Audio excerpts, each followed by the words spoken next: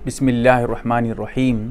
क़ुरबानी से पहले बाल या नाखून वगैरह काटना, यानी अशरे ज़िलहिज्जा में जब ज़िलहिज्जा का चाँद नज़र आ जाता है उसके बाद बाल नाखून काटना ये कैसा है, इसके बारे में बहुत मसाइल हैं। एक मसला नहीं, कई सारे मसाइल हैं। मैं इस वीडियो में उसको क्लियर करूंगा। जैसे अगर कोई क़ुरबानी कर रहा है वो बाल नाखून काट ले तो क्या उसकी क़ुरबानी नहीं होगी, और इसी तरह जिसकी जो क़ुरबानी नहीं कर रहा है उसके लिए क्या मसला है, कब तक हम ये नहीं काट सकते, पूरी डिटेल्स है। मैं उसको इंशाअल्लाह आपके सामने वाज़े कर रहा हूँ।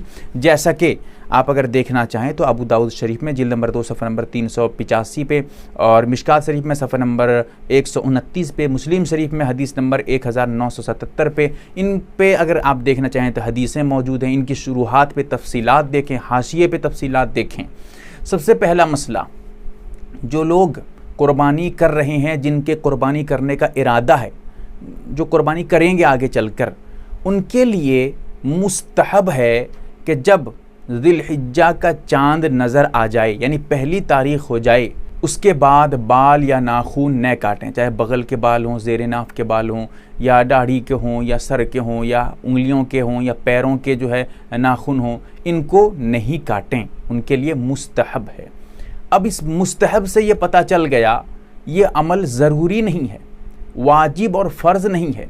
लिहाजा जो हज़रात ये कहते हैं अगर क़ुरबानी करने वाला, क़ुरबानी का इरादा रखने वाला बाल या नाखून काट लेगा उसकी क़ुरबानी नहीं होगी, ये बिल्कुल गलत हो जाएगा, क्योंकि ये ज़रूरी और वाजिब ही नहीं है, ये तो मुस्तहब है। मुस्तहब उसे कहते हैं जिसके करने से सवाब मिलेगा, नहीं करेंगे तो कोई गुनाह नहीं मिलेगा। तो यही है मुस्तहब। तो एक तो इसके लिए था। कब से कब तक? जब चाँद नज़र आ जाए उस वक्त से। कब तक नहीं काटेगा? जब तक वो क़ुरबानी उसकी जो है, उसका जानवर ज़िबह न हो जाए, उसकी क़ुरबानी न हो जाए। अगर वो पहले दिन क़ुरबानी कर रहा है तो जब क़ुरबानी हो जाए उसके बाद काट ले, पहले दिन काट सकता है। अगर दूसरे दिन वो क़ुरबानी कर रहा है तो दूसरे दिन तक इंतज़ार करे, जब दूसरा दिन हो जाए तो उसके बाद वो काटे। तीसरे दिन करेगा तो यही मसला है। अब यहाँ पर एक और सवाल कि अगर वो मतलब बाल वगैरह नहीं काटा था, अब क्या उसके लिए क़ुरबानी करने के बाद बाल और नाखून काटना ज़रूरी है? नहीं काटेगा तो क्या मसला है? याद रहे वो ज़रूरी अब नहीं है। अगर यानी ये समझना कि जब क़ुरबानी हो जाए उसके बाद बाल नाखून काटना फिर हमारे लिए सुन्नत है, ज़रूरी है, वाजिब है, ऐसा कुछ नहीं है। हाँ, अगर बाल वगैरह ज़्यादा लंबे हो गए हैं या नाखून बड़े बड़े हो गए हैं, आप काट दीजिए, कोई बात नहीं है। लेकिन ये समझना कि जैसे हमको रुकना था वैसे ही वहाँ काटना भी है, यानी चाँद नज़र आने के बाद काटना नहीं था, उसके बाद काटना है, ऐसा नहीं है। नहीं काटेंगे कोई बात नहीं, कोई हरज नहीं, यानी क़ुरबानी करने के बाद नहीं काटेंगे कोई हरज नहीं, वहाँ काटने का हुक्म ही नहीं है। हाँ, अगर ज़रूरत है तो आप काट सकते हैं। अब उसके साथ एक चीज़ और समझें, अगर कोई आदमी बाल नाखून, इसीलिए मैं ये कहता हूँ कि जिनके क़ुरबानी करने का इरादा हो या न हो, वो हर हाल में मुनासिब है कि चाँद नज़र आने से पहले पहले 1-2 दिन पहले बाल नाखून वगैरह बिल्कुल साफ़ कर लें, ताकि वो आगे मैं बता रहा हूँ, एक तो क़ुरबानी कर रहे हैं उनके लिए ये फ़ायदा है। लेकिन यहाँ एक और मसला है, बहुत ज़रूरी है।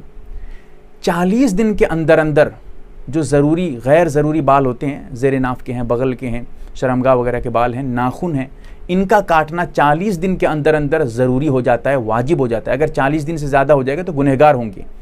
अब सोचिए, एक आदमी ऐसा था 35 दिन हो गए थे काटा नहीं था, अब चाँद नज़र आ गया, अब वो सोचता है कि अब मैं नहीं काटूंगा, पूरा 10-12 दिन के बाद जब क़ुरबानी करूंगा तब काटूंगा। अब इस सूरत में 35 दिन था, 35 दिन तो ऐसे ही हो चुके थे, अब 10 दिन और हो गया तो 45 दिन हो गए, अब तो गुनहगार हो जाएगा।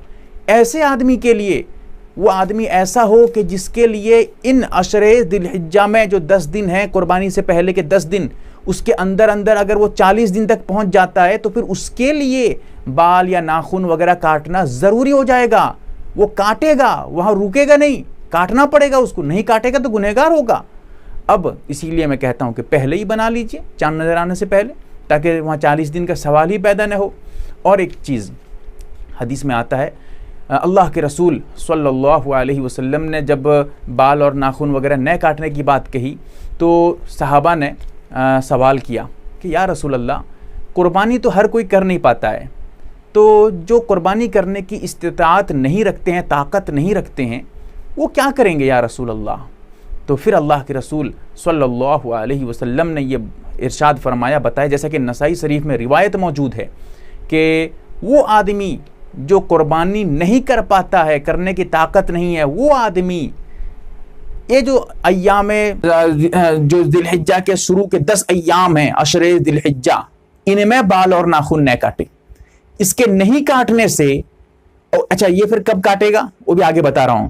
इसके नहीं काटने से उस आदमी को जो कुर्बानी नहीं कर पा रहा है, गरीब आदमी था, अमीर आदमी तो बात दूसरी है, अगर गरीब आदमी था, कुर्बानी नहीं है, उसके लिए वाजिब नहीं है, और या इतनी ताकत नहीं है कि कुर्बानी कर सके, पैसे वैसे उसके पास बिल्कुल नहीं है, कुर्बानी नहीं कर पा रहा है, वो अगर नहीं काटेगा तो उसको कुर्बानी करने का सवाब मिल जाएगा।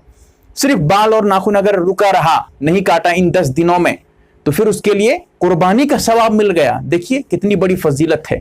अच्छा, ये आदमी फिर कब काटेगा? ये तो कुर्बानी नहीं कर रहा है, जानवर तो ज़िबा नहीं कर रहा है, ये फिर कब काटेगा?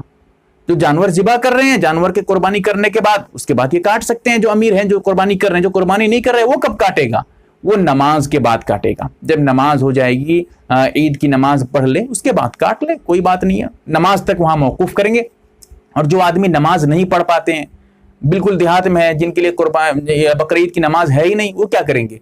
उनके लिए है, जब कुर्बानी है तो कुर्बानी कर दीजिए। अगर कुर्बानी है ही नहीं तुम्हारे लिए, तुम कुर्बानी नहीं कर रहे हो, तो ऐसी सूरत में उस दिन में जवाल ववाल के बाद आप कर लीजिए, जवाल तक मौकूफ कर दीजिए कम से कम, ताकि यकीनी तौर पे आपका अमल साबित हो जाए।